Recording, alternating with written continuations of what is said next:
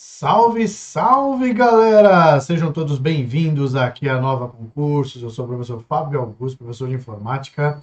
E hoje, para você que vai prestar o concurso do Banco do Brasil, atendendo a pedidos, eu trouxe as questões que caíram em 2023 na Sesgran Rio, também numa prova de banco, que trouxe exatamente o mesmo edital que vai cair na prova de vocês. É isso aí.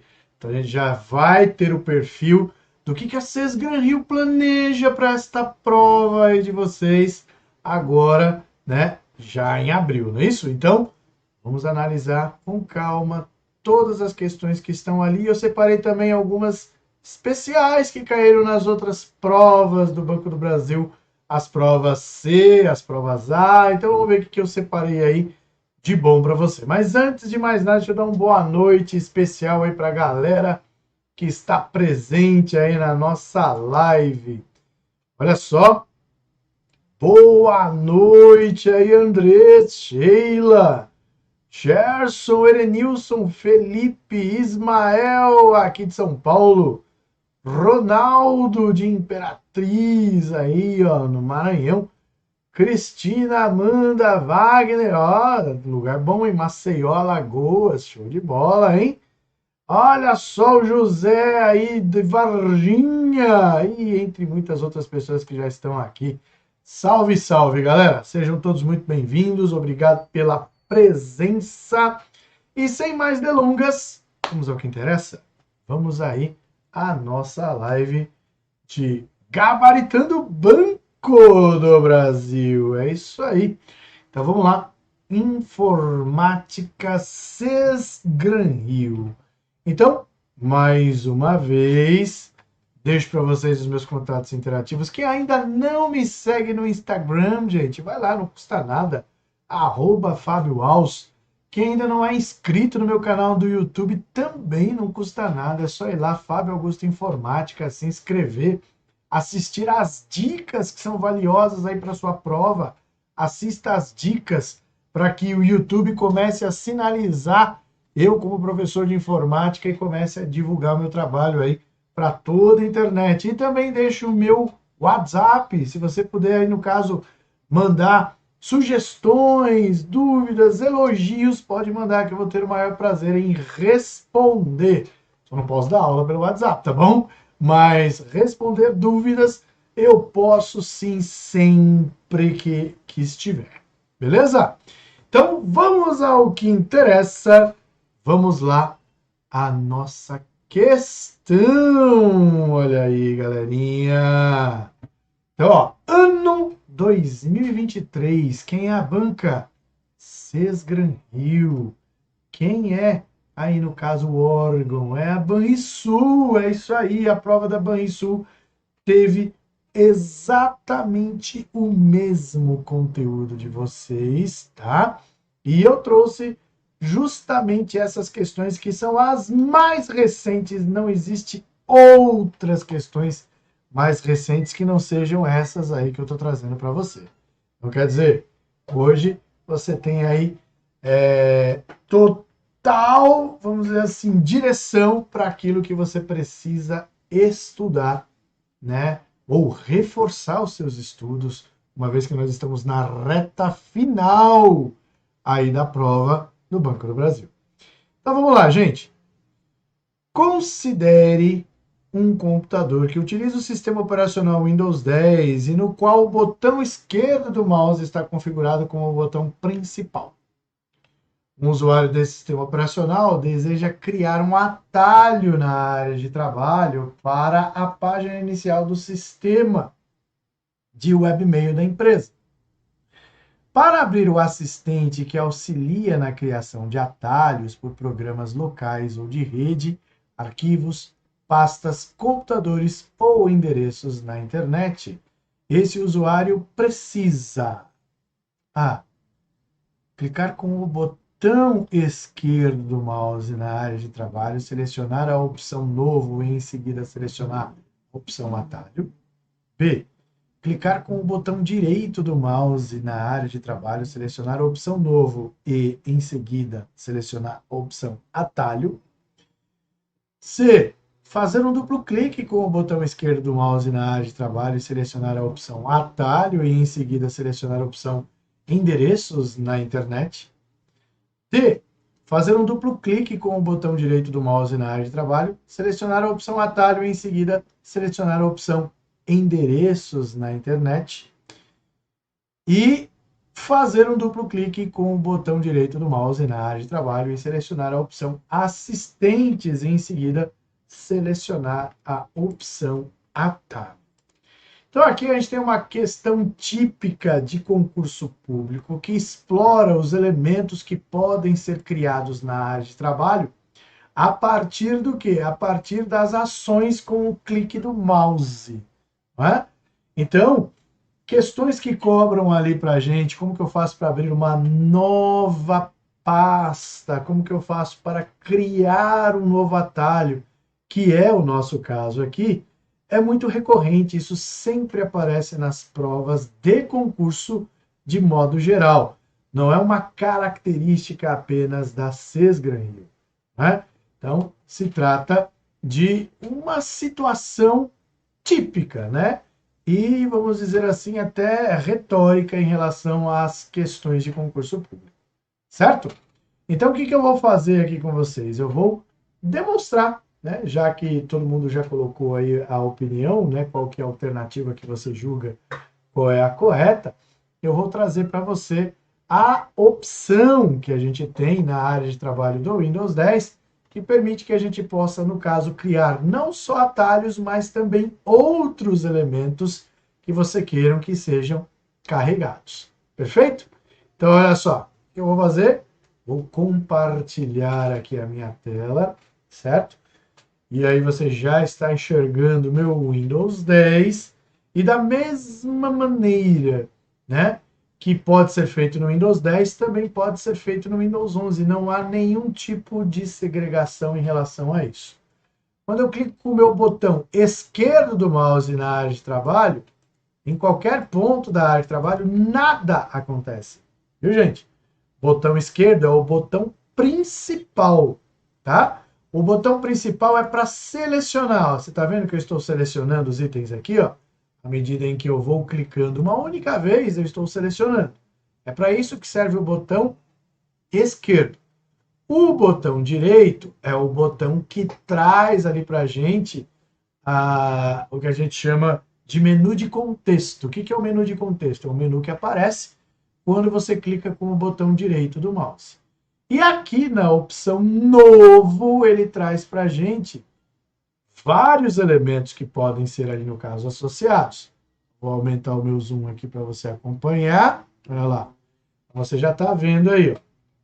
Novo, pasta, né, que você está vendo. Novo, atalho. E, além disso, você também está vendo que eu tenho as opções de criação de arquivos, né? Então, os arquivos, eles também estão presentes lá.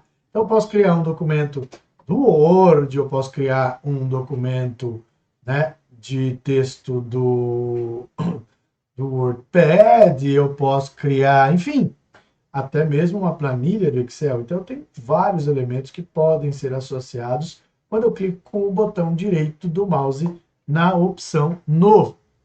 Então, diante disso, agora a gente tem não só a certeza de que é com o botão direito, nós vamos voltar para a questão e vamos marcar com a certeza, a propriedade, que é a alternativa B de bosque. Certo, gente? B de bosque. Beleza? Então, uma questão 100% de aproveitamento aí, né? Excelente, excelente. Se não teve o aproveitamento, não se preocupe, mas saiba que o botão direito é o botão que se faz referência às opções de se acrescentar elementos na área de trabalho. Tá bom? Beleza. Mais uma questão aí da prova da Sesgran Rio em 2023. Peguei aqui para vocês o seguinte, ó. A operação das redes sem fio utiliza um sinal de radiofrequência que pode interferir na comunicação de outros dispositivos. Por essa razão, em certos ambientes, pode ser necessário ativar o modo avião para desligar as interfaces da rede sem fio de um computador. Considerando-se um computador que utiliza o sistema operacional Windows 10 e no qual o botão esquerdo do mouse está configurado como o botão principal para ativar o modo avião desse computador, o usuário do sistema deve clicar com o botão, e aí vamos ver.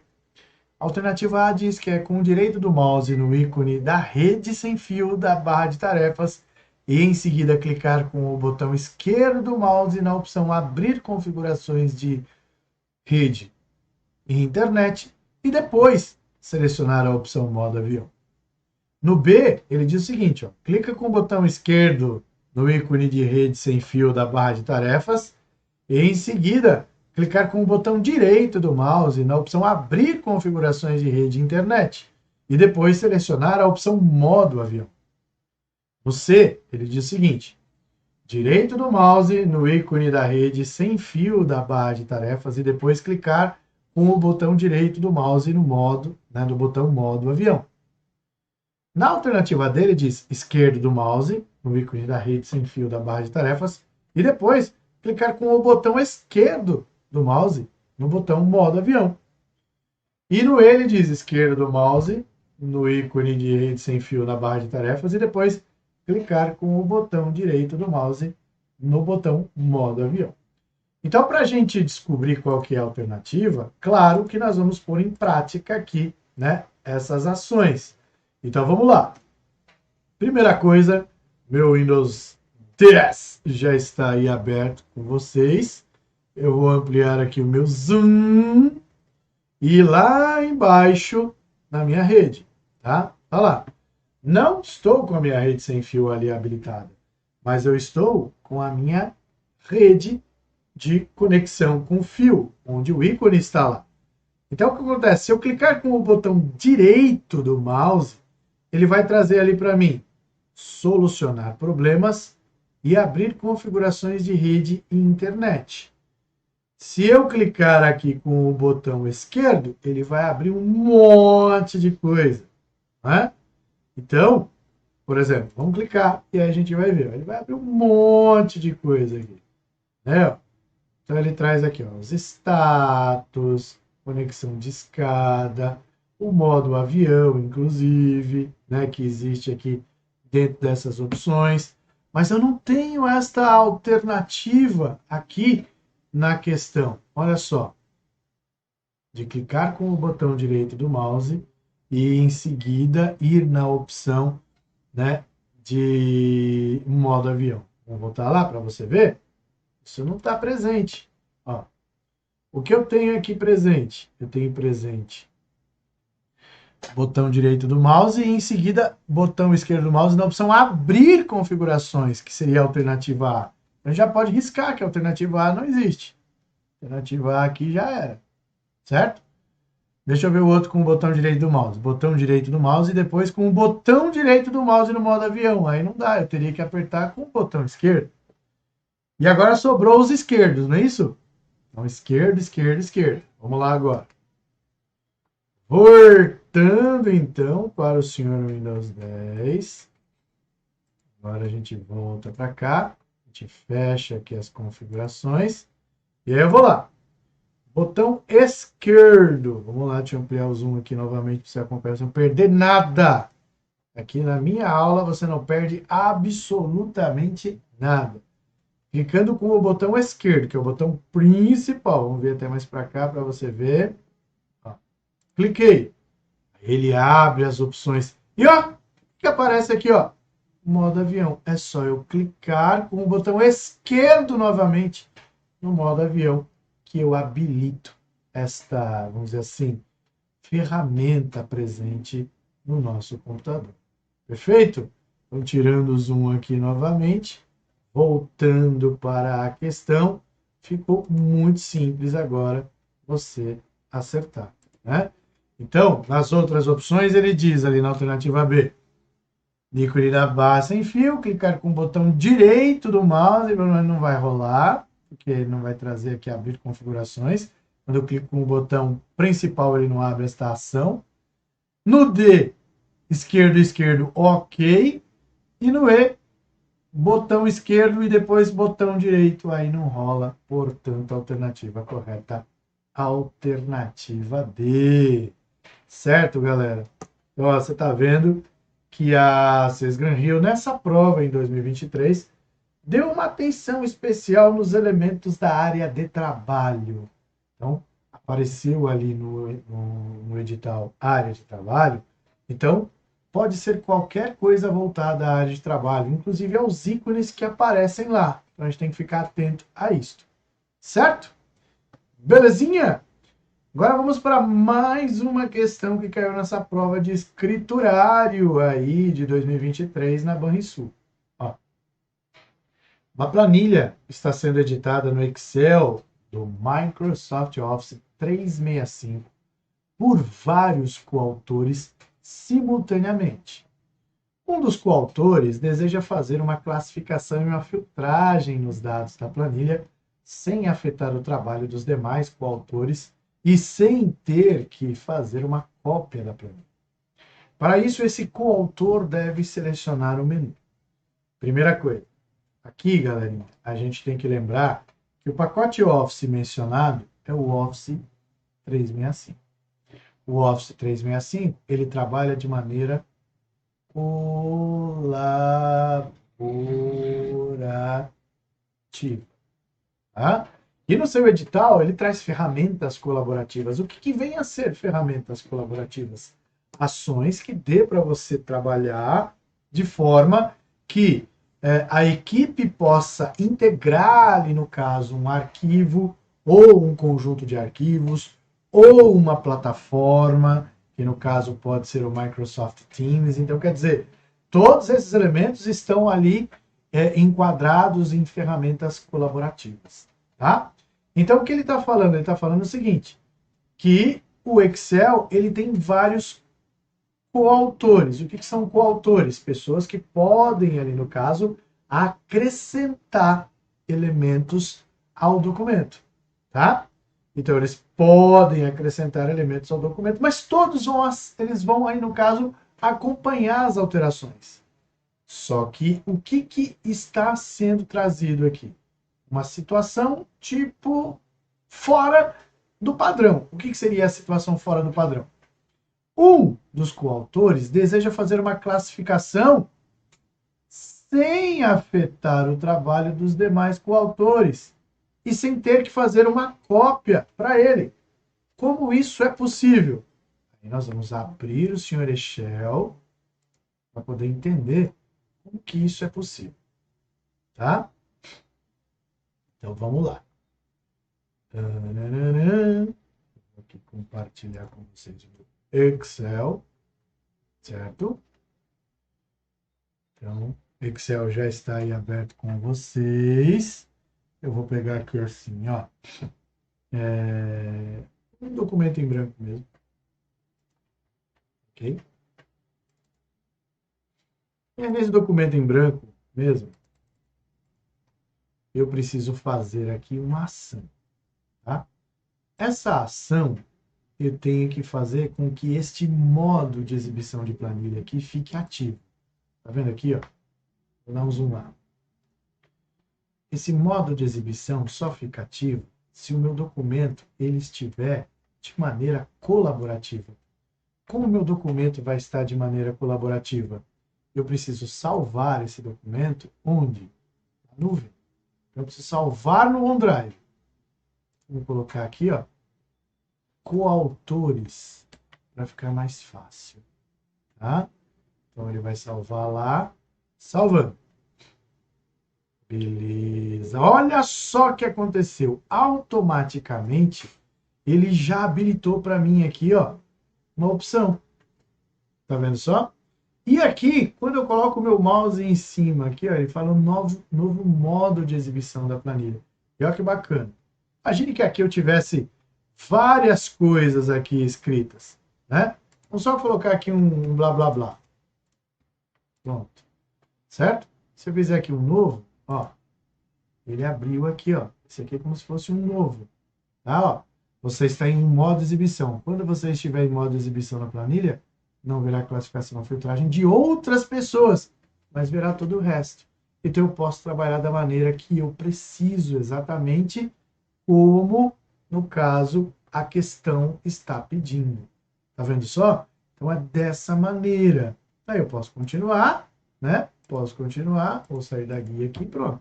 Para sair das mensagens que ele dá. Certo? Já fiz o que eu preciso fazer, sem que tenha que criar ali, no caso, a minha cópia, eu venho em sair, né? Não manter, pronto, ele voltou para o modo comum, certo? Então, voltando para lá, nós temos aqui as alternativas. Dados, e pressionar o botão novo, revisão e pressionar o botão novo, exibir e pressionar o botão novo? Sim, eu exibir e pressionar o botão novo. Eu vou dar aqui, por exemplo, vamos dizer assim, uma saída para você. Como que eu posso entender dessa ação que a gente tem? Se eu quero, ali no caso, um coautor quer fazer uma classificação, uma filtragem dos dados da planilha, sem afetar o trabalho dos demais coautores e sem ter que fazer uma cópia. Cópia, eu teria que ir em arquivo para poder fazer a cópia, né? Então, dados, eu acrescento dados na planilha e tudo que eu acrescento, os outros vão ver. Revisão, eu vou fazer também ações de revisão que todos vão ver. Eu não estou nem vendo espelhamento, isso aqui nem existe, tá? Aí vem inserir, se eu vou inserir alguma coisa, todos vão ver. Agora, se eu vou lá no exibir eu posso ter uma ação que esteja ali com um olhinho. Claro que você não vai lembrar de todos os ícones que tem lá, mas se você quer fazer uma ação que só você consiga enxergar, então só poderia ser aí algo relacionado ao exibir. Beleza? Então é dessa maneira aí que a gente tem a questão aplicada nesta prova. Fechou? Deu para entender aí, galera? Né? Claro que quem vai saber trabalhar com esse tipo de situação é quem já trabalha de maneira colaborativa. Quem nunca trabalhou de maneira colaborativa sempre vai encontrar dificuldade. Então, neste caso, é importante justamente ver quais são os elementos colaborativos que nós temos no Excel, Word, né? Que possam ali, no caso, representar possíveis questões de prova. Uma delas foi essa aqui que a gente viu, já foi cobrada este ano, em 2023. Fechou? Vamos para mais uma questão? Mais uma questão desta banca. Olha só que bacana. Para vocês é o seguinte, ó. Os serviços de segurança de uma empresa são implementados por mecanismos de segurança e visam a satisfazer os requisitos da política de segurança dessa empresa. Para aprimorar o serviço de segurança que controla o acesso aos sistemas de informação, o controle de autenticação em uma etapa de verificação está sendo substituído pelo controle de autenticação em mais de uma etapa de verificação. Esse controle em mais de uma etapa de verificação é conhecido como autenticação o quê? Complexa, resistente, qualificada, estendida ou multifator? Vamos às palavras-chave que estão no enunciado da questão. Primeira coisa, ele quer que tenha mais de uma etapa de verificação. Isso quer dizer o seguinte, não existe nenhuma etapa de autenticação chamada complexa. Não existe nenhuma chamada existente. Também nem tampouco estendida, tá? Então, não existe ali estendida. Agora, multifator já traz para a gente a resposta qualificada.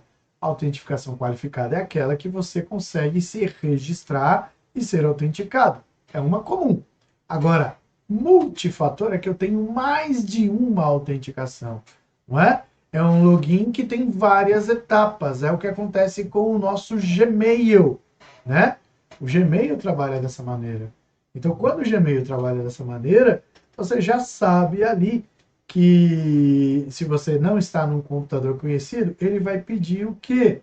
Ele vai pedir que você se identifique, seja através do seu celular, seja através de outro dispositivo, como o tablet, que você tem ali a sua conta registrada, né? E aí, geralmente, ele te dá um número, ou ele manda uma mensagem de e-mail perguntando se você é você mesmo, né? Dizendo que foi autenticado em um computador em tal região. Essa é, aí no caso, a autenticação do tipo multifator. Fechou? Vamos para mais uma questão? Mais uma questão. Aí ele traz aqui para a gente o seguinte. A identificação de um computador no sistema operacional Windows 10 é formada por duas partes separadas por um ponto. A primeira parte é o nome do arquivo e a segunda é a sua extensão, que possui 3 ou 4 caracteres e define o tipo ou formato de arquivo. Por exemplo, em relatório.xlsx, o nome do arquivo é relatório e a extensão é xlsx. Para visualizar as extensões dos arquivos de uma pasta no explorador de arquivos do Windows 10, deve-se abrir a pasta, selecionar o menu e aí ele traz exibir e marcar a caixa de seleção extensões de nomes de arquivos. B. Exibir e marcar a caixa de seleção itens ocultos. C. Exibir e marcar a caixa de seleção extensões de nomes de arquivos. D. Início e marcar a caixa de seleção itens ocultos. E E. Compartilhar e marcar a caixa de seleção mostrar extensões dos arquivos. E aí, qual alternativa você acha que é a correta? O que ele quer? Ele quer visualizar as extensões. Como que eu faço isso no Windows? Vou mostrar para você, tá? Eu preciso saber como que eu posso, no caso, mostrar o que ele precisa mostrar, tá? Então vamos lá ver? Então, compartilhando a tela aqui com vocês, né? Deixa eu compartilhar aqui o meu Windows 10. Vou abrir o explorador de arquivos, que já está aqui presente, né? E aí eu tenho aqui, ó, as guias do explorador. Vou dar um zoom lá para você acompanhar comigo. Vou dar um zoom com um outro zoom, com este. Este aqui. Beleza. Ó, então você está vendo guia início, né? A guia início não está trazendo nada relacionado ali, ó, à extensão de arquivos. Não está trazendo nada disso. Guia compartilhar. Guia compartilhar, como o próprio nome já diz, é para compartilhar. Não tem nada a ver com extensão. Certo? E o exibir? O exibir. Se eu quero ver as extensões, pô, ficou muito mais fácil, né? Se eu quero ver, eu vou em exibir. E aí é só marcar a opção que ele traz aqui, ó. Opa! Extensões de nomes de arquivos. Vamos ver? Ó, aqui no momento ele não está trazendo a extensão, certo? A partir do momento que eu for lá e marcar aqui, ó, extensões de nomes de arquivos, ele já deu uma piscadinha e ó, que ele trouxe docx, docx, png, tá vendo? Então ele traz as extensões para a gente lá, certo? Beleza? Voltando lá, povo de Joe, resposta que a gente tem aqui dessa questão é a alternativa A. Bem fácil, bem tranquila, certo? É ou não é? Agora, vamos para mais uma questão aí desta prueba que eu trouxe para vocês. Olha lá. O que ele trouxe lá para a gente? Ó? Quando um usuário cria uma conta no Skype, um dos dados de cadastro desse usuário pode ser utilizado tanto como login de acesso, quanto para recuperar o contato do mesmo usuário. No caso da ocorrência de erros, esse dado para se recuperar é o quê? Telefone celular, grupo de trabalho, URL ou site pessoal, data de aniversário ou frase de recuperação, galera. E aí, qual a alternativa que o Skype traz para a gente em relação a esse tipo de situação? E aí, qual alternativa você julga correta em relação a isso? Manda aí para mim. Manda para mim que eu quero saber. Manda para mim que nós vamos conferir para ver se é verdade. A galera tá cravando na alternativa A. Será que é a alternativa A? Então, vamos aqui fazer uma pesquisa diretamente no Google. Formas, olha aqui, ó. Aqui, ó. Formas de recuperar conta no Skype. Ver que ele vai trazer aqui, ó. Olha só. Acesse a página do Skype e você, olha só, já vou dar o zoom aqui mesmo, ó, aqui mesmo, para ninguém ter nenhum tipo de dúvida já, porque eu tô dentro do próprio suporte do Skype, né? Você tá vendo lá. Acesse a página de entrada do Skype, selecione mais opções de entrada, selecione esqueci meu nome de usuário. Você será solicitado a inserir um número de telefone ou um e-mail alternativo.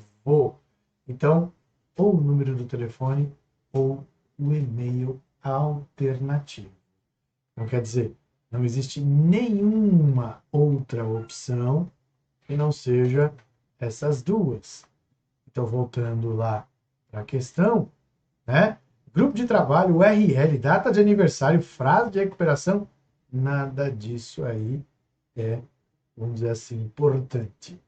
Tá bom? Beleza? Próxima questão, olha ainda aí na prova da CES Gran Rio para Banrisul. Prova essa que ocorreu aí este ano, já. Olha lá. Deseja-se inserir no site de um banco mensagens de áudio que possam ser enviadas via e-mail. Tais mensagens deverão estar em um formato de áudio sem compressão e com alta qualidade, podendo ser reproduzidas pela maioria dos players de som.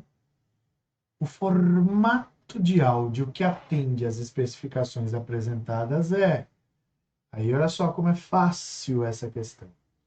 A questão, ela traz aqui para a gente o seguinte, eu tenho que identificar um formato de áudio. Então, qual o primeiro passo? Riscar o que não é de áudio. AAC, não sei o que é, deixa ele lá. Mas eu sei que JPG não é, que PDF não é, que MP4 não é de áudio. Sobrou duas. Certo? Então, essas duas que sobraram, eu preciso saber do que se trata. AAC, olha só. AAC, acredite se quiser, é um formato de áudio. AAC quer dizer Advanced Audio Coding. Olha só o inglês britânico, né? É uma forma que a gente tem de codificação para compressão. Aqui a gente tem compressão. Aqui é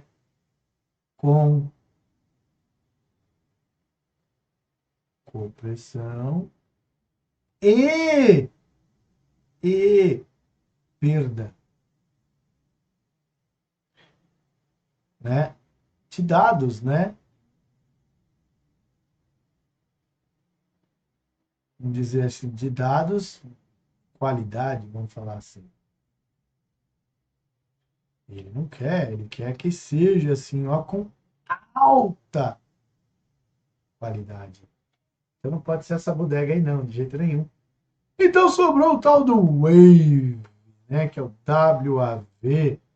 O WAV quer dizer para a gente o seguinte, esse formato padrão da Microsoft, né, onde ele traz para a gente ali todos os elementos para um formato de áudio sem compressão e de alta qualidade. É a alternativa aí. Tá vendo só, povo do Dio? Fácil, né? Fácil. MP4, para quem não sabe o que é uma extensão que se refere ao quê? Ao que a gente chama de arquivo que traz dentro de um único formato áudio e vídeo. E é o formato que a gente tem dos vídeos mais comuns, que são gerados inclusive pelo celular, né? Ele traz para a gente ali recursos que, se for necessário, permitem até mesmo a opção de acrescentar legenda. Olha lá, o Júnior está perguntando, MP4 não é de áudio, por quê, professor? Porque o MP4 é de vídeo, meu caro Júnior. Isso é vídeo, não é de áudio. Só por isso. Entendeu? Não. Wave não é vídeo, Josemar. Vídeo é WMV. WMV. Windows Media Video. Aí sim. Entendeu? É nesse formato. Compreendeu? Estão compreendidos aí, povo de Joe? Vendo? É questão que cobra ali pra gente todos esses elementos aí de extensões de arquivos, né? Que a gente acaba jogando de escanteio, mas não traz essa característica. Né? Osemar está perguntando, o MP3 que é vídeo, correto? Claro que não, MP3 é áudio, Osemar. Se eu escrevi agora há pouco que MP4 é vídeo, né? E aí vai lá. Ixi, a Kindy já quer botar fogo no parquinho. Mas MP4 é áudio e vídeo. Então, um vídeo ele só pode ser áudio e vídeo. Para que cargas d'água eu vou fazer um vídeo mudo. Concorda comigo? Né? A não ser que eu queira fazer ali alguma coisa do tipo Charlie Chaplin, né? Essas coisas. Aí sim. Mas, hoje em dia, se você vai fazer um vídeo, você quer capturar o áudio, né? Então, o vídeo é áudio e vídeo. Certo, povo de Joe? Vamos para a próxima questão. Vamos lá. Tudo bem, Rosimar? Tá tudo certo. Vamos que vamos. Mais uma questão que a gente tem aqui que faz referência à prova da Banrisul, que eu trouxe aqui para você. Olha só. Um usuário fechou indevidamente uma guia do navegador web Google Chrome. Sinceramente, gente, eu não sei por que eles colocam a versão completa do bicho. 106.05249, 119, 64 bits, se não vai fazer diferença nenhuma. Nenhuma. A versão dele agora. Vamos lá dar um ajuda. Olha aqui, ó, sobre o Google Chrome. E agora ele vai trazer aqui. Olha a versão que já está. 111, ó. 111.05563.147, que é a versão oficial. Gente, na prova, que foi esse ano, foi cobrado 106. Isso aqui é atualizado praticamente a cada semana. Você entendeu? Então isso não faz a menor diferença, cara. Não se preocupa em relação a isso. Então, se eu abro uma guia aqui, vê aqui, certo? Vamos lá. Vamos ver aqui do YouTube. Estou aqui também a guia do YouTube. Né?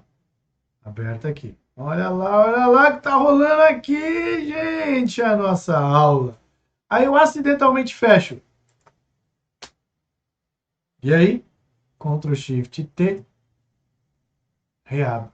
Olha que maravilha. Dessa forma que as coisas funcionam. E essa tecla de atalho é uma tecla de atalho fantástica, né, gente? Fala a verdade. É uma tecla de atalho que, meu, ajuda muito na vida. Ajuda muito na vida. E tá lá, né, ó. A última guia fechada é o Ctrl Shift, né? T. A alternativa é aí mesmo, que vocês já colocaram, meus caros alunos. Muito bem. Agora vamos lá. Ctrl N faz o quê? Que Alt F e Alt T são elementos que você pode, ali no caso, associar, né? Então, associar que eu digo, por exemplo, Alt T, Alt N, né? Se eu tiver com um menu aqui, mas o Google Chrome não vai trazer menu nenhum, então esquece, não vai fazer nada, tá? Essas teclas aqui nulas, nulas para o senhor, né? No caso, Google Chrome. O Alt F, né, ó, ainda vai trazer para a gente o menu, tá? Sabe aquele menu? É o menu, entendeu? Mas vai, certo? E aí ele traz essa característica. Então, o Zidane, por mais que no edital do Banco do Brasil traga lá para a gente Mozilla Firefox, né? Essas teclas de atalho, elas são idênticas, né, para ele, em relação aí à tecla para reabrir. E era justamente isso que eu ia comentar agora. Olha só. Na prova de vocês, ele gosta de cobrar o Mozilla Firefox, tá? Mas, ó, Ctrl Shift N é guia anônima. No Edge e no Chrome. Edge cai na sua prova. Firefox é Ctrl mais Shift mais P de private. Entendeu? É isso. É o private. Então, ó, para que não haja dúvidas em relação a isso, eu vou reabrir aqui o bichinho chamado Firefox, tá? Reabrir é modo de dizer, né? Mas eu vou abri-lo. Você vai acompanhar aqui comigo. Ele está carregandinho, bonitinho, né? E está aí, ó. Que maravilha. Ele também já está aqui no caso, né? Parabéns, você está usando a versão mais recente do Firefox. Ele acabou de atualizar. Acabou de atualizar. Tá vendo? Então vamos supor aqui, vamos abrir aqui qualquer coisa. O UOL.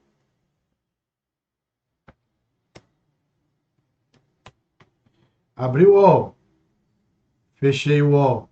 Ctrl Shift T. O que ele fez? Ele reabriu o UOL. Só para que não haja dúvida, tá? Que independente do navegador que eu estou, e você sabe que eu estou no Firefox neste momento, está escrito Firefox, certo? E aqui, vamos ver, Alt F, como eu disse, neste caso, ele vai trazer o menu. Tá vendo lá em cima? Vou lá mostrar para você. O Firefox, ele traz menu, tá vendo? Cada letrinha dessa daqui que está sublinhada corresponde à combinação do Alt, mas aquela letra ele vai exibir o item de menu, né? Então, aquelas outras teclas de atalho, elas vão fazer sentido, menos uma, tá? O Alt T aqui não vai fazer absolutamente nada. Já no Chrome, ele abre isso aqui, ó. Ele mostra o menuzinho aqui, ó.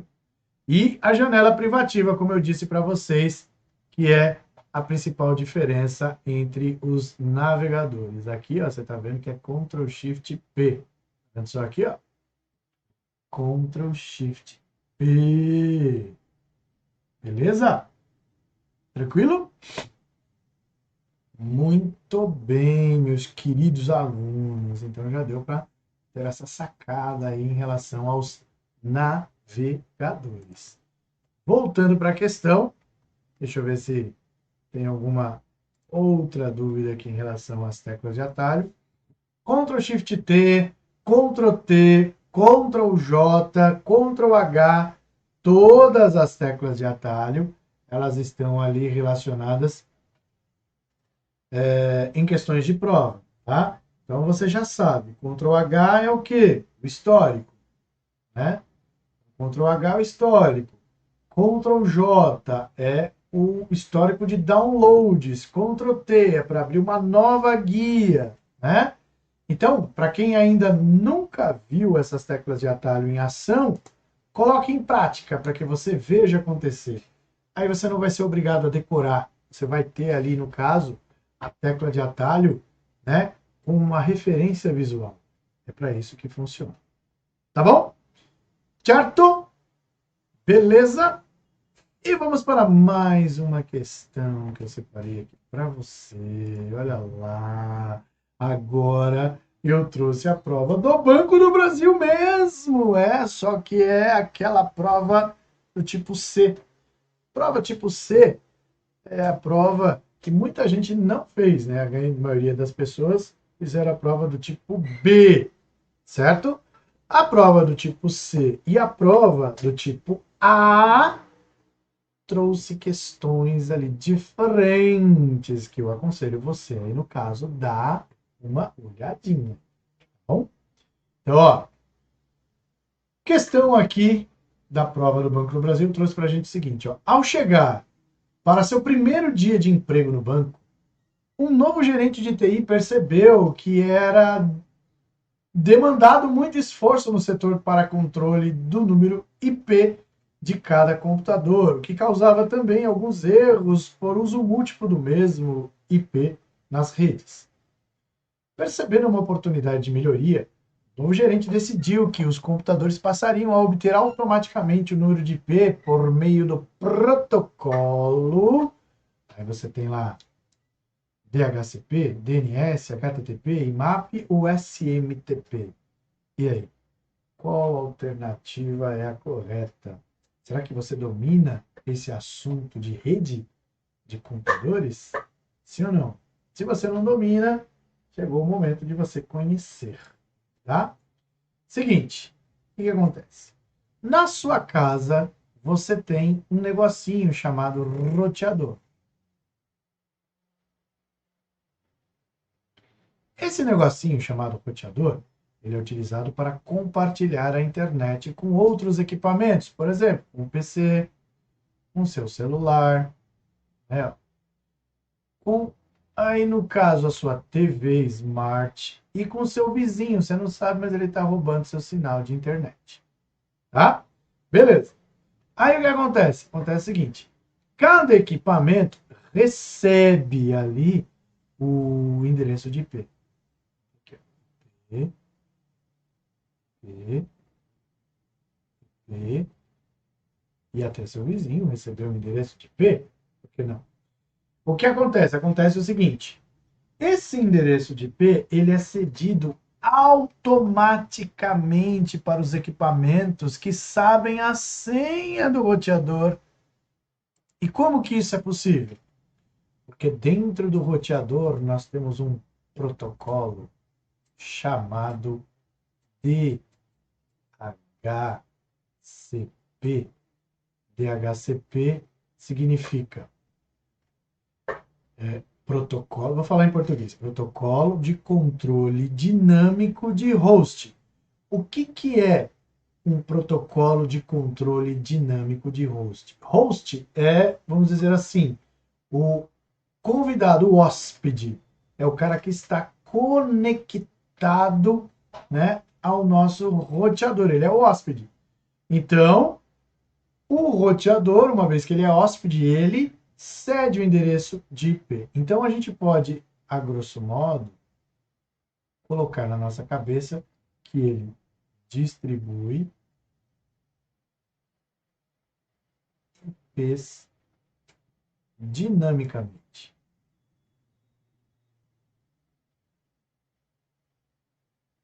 O que quer dizer dinamicamente? Quer dizer que se eu sair de casa e levar o meu celular, o que vai acontecer? Esse endereço de IP ele vai ficar disponível. Por quê? Porque se chegar uma outra pessoa aqui que tem ali, no caso, a senha do meu roteador na minha casa, e for um celular, por exemplo, o roteador, ele, através do DHCP, consegue ver os endereços de IP que estão ali, no caso, sendo utilizados. Um dos que ele já havia separado está fora de uso, ele pode ceder para esse outro, né? Para esse outro equipamento. Por isso que é dinamicamente, tá certo? Então, portanto, a alternativa correta que a gente tem aí é a alternativa A, DHCP. Beleza? DNS, ele é outra coisa. Esse cara aqui, ó, ele é, que no caso, protocolo, a gente chama de sistema de nome de domínio, ou servidor de nome de domínio, ou serviço de nome de domínio. É o cara que transforma, né, o www site.com em um endereço de IP. Vamos por aqui, IP 201.104.19.1. O que é mais fácil lembrar? O nome do site ou o endereço de IP? O nome do site. Então é aqui que o DNS entra. Ele transforma, no caso, o que você escreveu em um endereço de IP para você poder ali, no caso, né, navegar livremente na internet. Lembre-se que na internet tudo é baseado em endereços de IP, certo? Então, o serviço de nome de domínio transforma o nome em endereço de IP para você poder navegar.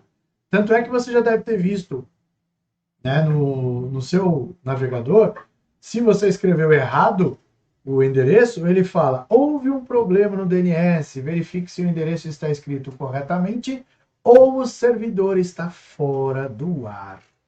Beleza? Certo? HTTP, você já sabe que é o protocolo de navegação. IMAP, protocolo de envio de e-mail. E SMTP, IMAP é de recebimento, IMAP é de recebimento com sincronização. É aquele que tanto faz eu ver no meu celular ou qualquer outro equipamento, ele vai marcar como lido no servidor. E o SMTP aqui de envio. Vamos lá. Vou ter Shabu. Esse é de envio. E esse é de recebimento. Com sync, que é sincronizado. Belezinha! Belezinha! Vamos lá. Olha só, o Sol Maior, o Internet Explorer continua presente no Windows 10, tá? Ele não foi substituído, só que ele foi rebaixado, porque quem é o navegador padrão é o Edge. Ponto. É só isso, tá? Beleza? E é mais uma questão que eu separei para você aqui. Essa questão você precisa ficar ligado.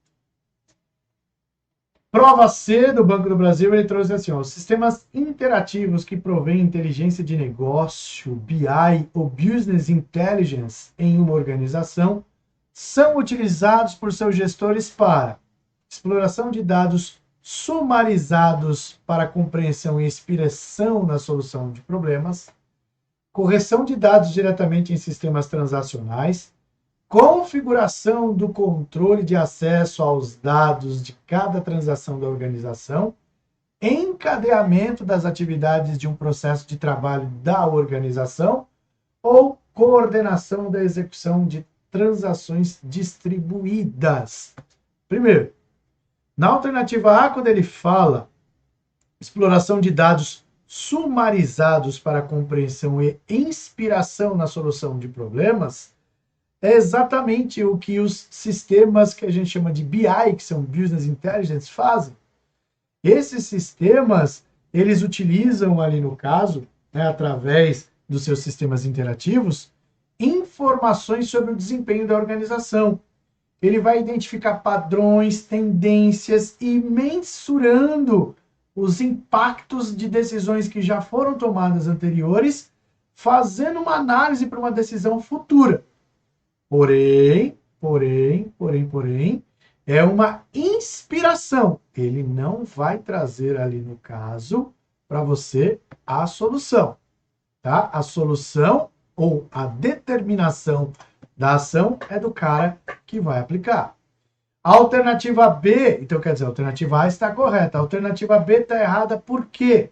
Porque o objetivo dos sistemas, né, Business Intelligence é extrair informações e, a partir dos dados, apresentar ali, no caso, as possíveis situações onde o administrador decide. Então, ele não vai corrigir nada. E no C? No C, a função, né, no caso, não é controle, né? Ele vai fazer controle do acesso. Função de controle de acesso é pelo sistema de gerenciamento do banco de dados e não do Business Intelligence. Isso não é função dele. A alternativa D diz que o encadeamento das atividades de um processo de trabalho da organização, isso não é função dele. A finalidade, como eu já disse para você, é fornecer insights, ideias, sugestões para o camarada lá, né? Então não é nada disso. E o E, por que está errado?